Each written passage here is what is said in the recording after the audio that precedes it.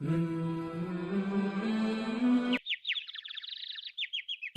اللہ الرحمن الرحیم۔ شعبان المعظم اللہ تعالیٰ کی طرف سے بندہ مومن کے لیے ایک عظیم عطیہ اور بھلائیوں عطاؤں والا مہینہ ہے۔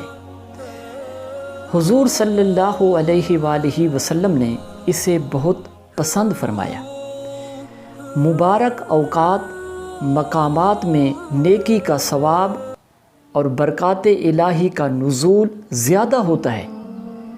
بندے کی غلطیاں کوتاہیاں معاف کی جاتی ہیں۔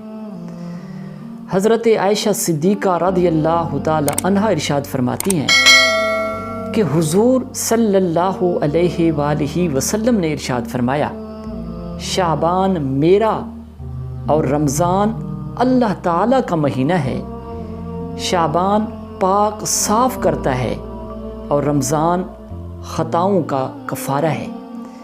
حضرت انس بن مالک رضی اللہ تعالی عنہ فرماتے ہیں، حضور صلی اللہ علیہ وآلہ وسلم نے ارشاد فرمایا، شعبان میرا مہینہ ہے۔ جس نے ماہ شعبان کی تعظیم کی، یقیناً اس نے میرے حکم کی تعظیم کی۔ جس نے میرے حکم کی تعظیم کی، قیامت کے دن میں اس کے لیے بھلائیوں کا ذخیرہ کروں گا۔ حضور صلی اللہ علیہ وآلہ وسلم سے سوال کیا گیا کہ رمضان کے بعد کون سے روزے افضل ہیں؟ حضور صلی اللہ علیہ وآلہ وسلم نے فرمایا، استقبال رمضان کے لیے شعبان کے روزے۔